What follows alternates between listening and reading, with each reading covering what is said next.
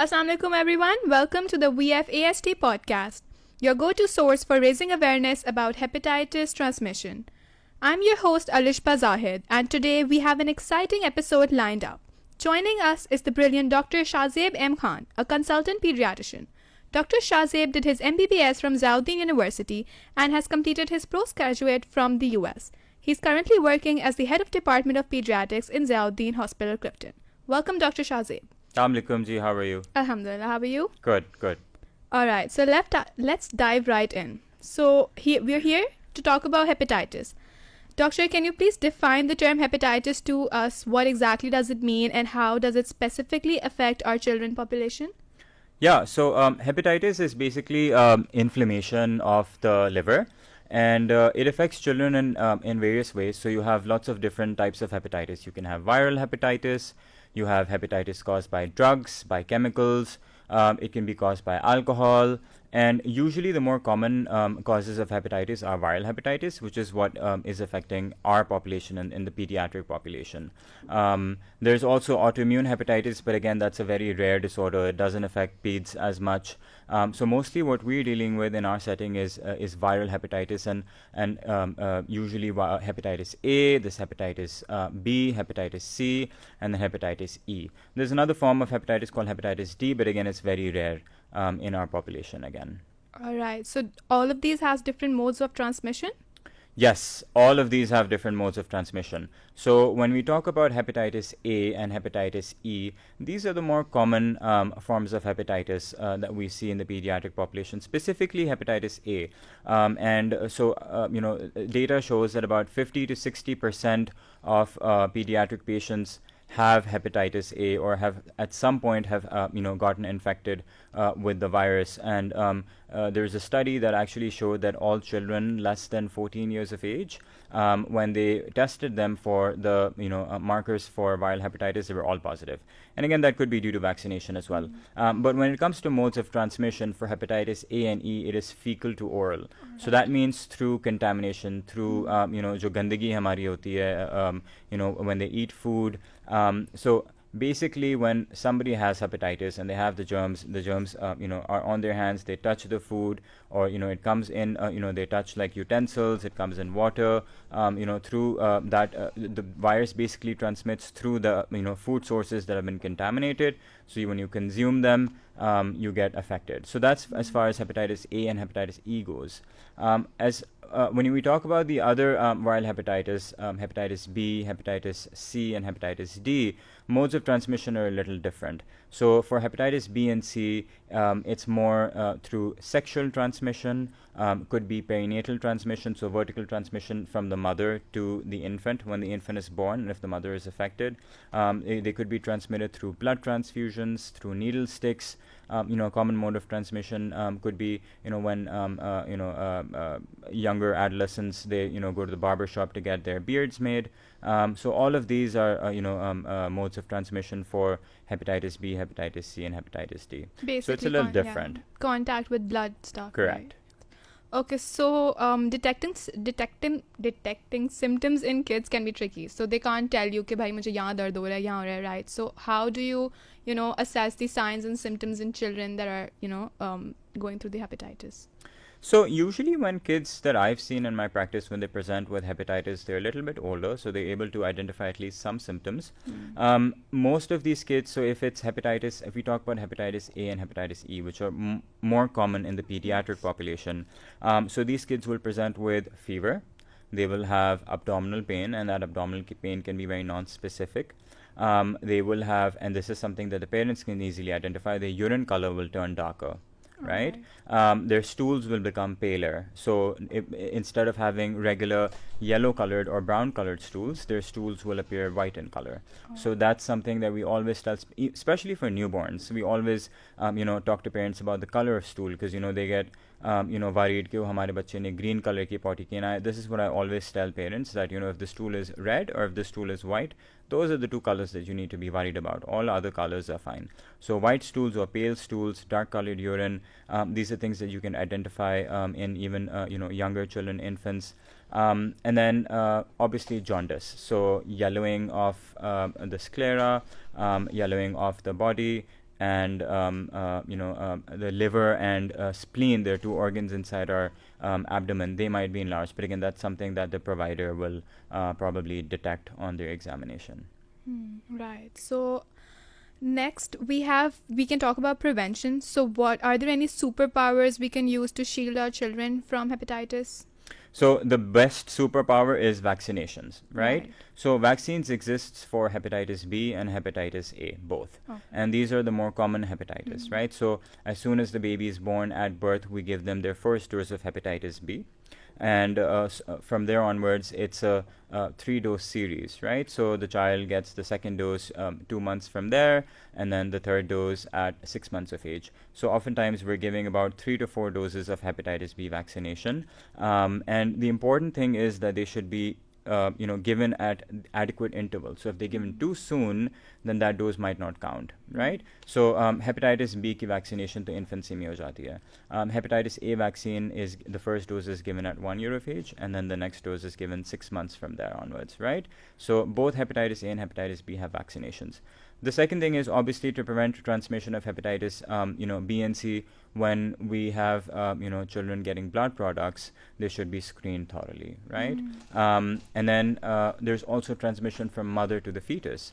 So when a lady is pregnant, we always check the hepatitis B and hepatitis C markers. And if a mother is positive for hepatitis B, as soon as the baby is born, we have something called hepatitis B immunoglobulin.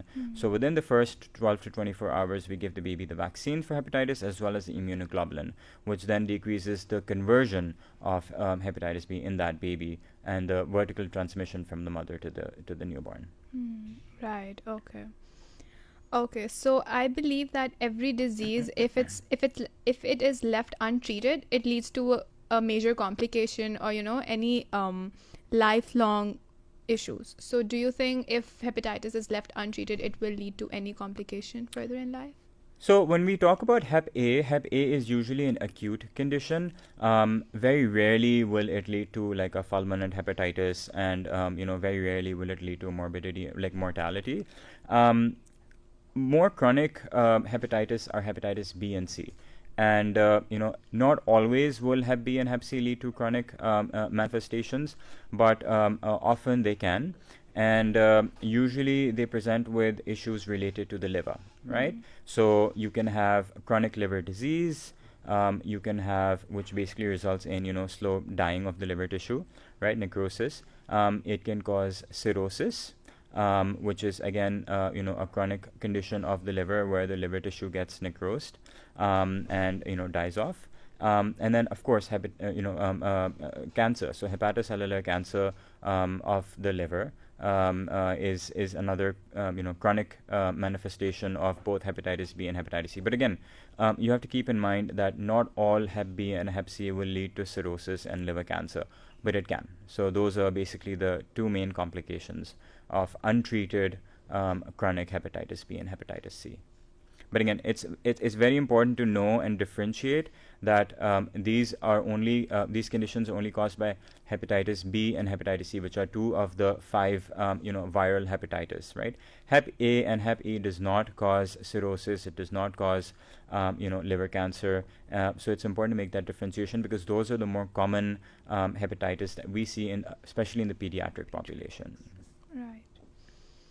All right. So I'll give you a little scenario. Okay. So if a patient comes to you and you diagnose that kid with hepatitis, so how are you going to counsel the parents and the child, any lifestyle modifications and like in general well-being, how are you going to counsel them? Yeah. So again, when we talk about hepatitis, like I said, Hep A is very different from Hep B.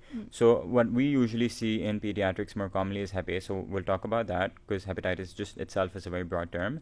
So if a patient comes to me with hepatitis A infection and I need to counsel them, obviously the first thing I'm going to tell them is this is a self-remitting condition. There is really no treatment because it's a viral infection. It will resolve on its own. The important thing is to kind of give symptomatic and supportive treatment while the patient is ill. So that's the first thing that I'll talk to them about. Obviously, I'm going to keep an eye, maybe keep the patient admitted, or depending on how sick they are, if they're discharged, maybe keep an eye on their labs, their liver functions, their bilirubins. So I'll talk to them about a little bit about the importance of maybe getting repeated labs and keeping those in check. But then what's really important is prevention, right? So when we talk about prevention, if they have younger kids at home, or if they plan to have kids in the future, I might talk to them about vaccinations and the importance of vaccinations and how vaccinations can possibly prevent hepatitis in the future for their other children. And then the other thing I'll talk about is cleanliness, hygiene, right? So the importance of using boiled water or bottled water, the importance of cooking their food in boiled water as well. Making sure that you're not eating out in places that are that might have that are not appropriate with cleanliness, and basically kind of eradicating the source, right? So hand washing, hygiene, things like that. And then what will be your treatment plan for that kid? So again, if we're talking about Hep A, usually, like I said, it's with hepatitis A, it's a viral infection. There's really no treatment. So we usually give symptomatic treatment. So if, let's suppose, the child is having vomiting, we give them medications for vomiting. If the child is having abdominal pain, we give them pain relievers. If the child is not eating and drinking, then we give them fluids, right? And we kind of wait it out for the virus to sort of self-resolve. There's no treatment for Hep A or Hep E. When it comes to hepatitis B and hepatitis C, there's lots of drugs that we can use. They're mostly antivirals, and I'm not going to go into the specifics. But again, those are long-term treatment plans, and we do have drugs that are available for treatment of hepatitis B and hepatitis C. But again, with Hep A and Hep E, it's just supportive treatment. All right. So how can we prevent, like as a community, how can we prevent the spread of hepatitis? Yeah, so basically everything we talked about, right? So with hepatitis, let's suppose hepatitis C, we don't have a vaccine for it, but we have a vaccine for hepatitis A. We have a vaccine for hepatitis B. Both of those things will decrease hepatitis A and hepatitis B, right? And then for mothers who are actively pregnant, getting hepatitis B and hepatitis C levels, and if Hep B is positive, making sure that the baby is getting immunoglobulins, the baby is getting vaccine in the first 24 hours of birth. Screening our blood products, making sure that we're maintaining adequate levels of hygiene at at salons, making sure that we're drinking boiled water, making sure that we're maintaining adequate levels of hygiene at restaurants, in the home, basically making sure that we're testing, right? If we know that somebody has symptoms, if somebody is showing symptoms, we test so that we know that this patient has hepatitis B or hepatitis C or whatever it is that we're suspecting. And then the important thing is to make sure that we're screening blood products, because that's again a major cause of transmission of hepatitis B and C. Right. So I believe that there's very little awareness about hepatitis in the pediatric population especially. So how important do you think is spreading awareness about hepatitis? It's very important because, like I talked about, sure, hepatitis A is, there's very little mortality associated with it, but there's still a lot of morbidity, right? And it's something that's preventable. So anything that's preventable, we need to create awareness about it, right? So there's a vaccine for it. A lot of people don't know about the vaccine. A lot of people miss the vaccine. It's important that there are 2 doses, and it's important for providers to create that awareness in their patients and make sure that their patients are vaccinated on time. Same thing with hepatitis B. It's very important to make sure that a mother is getting adequate prenatal care when she's pregnant, right? A female is getting adequate prenatal care when she's pregnant, and she's undergoing all those screening tests that may decrease the risk of transmission to her baby, right? It's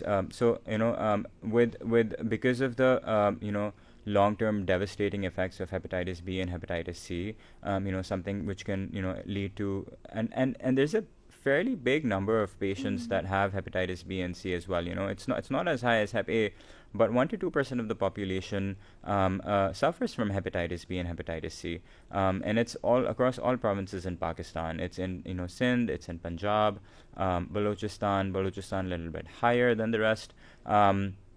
But again, because of the long-term, sequelae associated with diseases like Hep B and Hep C, such as cirrhosis and hepatocellular carcinoma, it's very important to sort of create that awareness so that, patients can be identified and transmission can be decreased. Right. Thank you so much, Dr. Shahzaib, for being an extraordinary guest on our show. Lastly, any message you want to give to us regarding this issue? As a pediatrician, the most important thing for me is vaccination. Vaccinate. Make sure that your children are up to date on their vaccinations. Make sure that pregnant females are screened, and make sure that if somebody is tested positive, they receive the adequate treatment. All right. Thank you so much, Dr. Shahzaib, for your time. All right, folks, that wraps up our today's episode of the VFAHT podcast. Remember, knowledge is power when it comes to fighting hepatitis. Stay tuned for more exciting episodes where we dive right into various health-related topics. Until next time, take care. Allah Hafiz.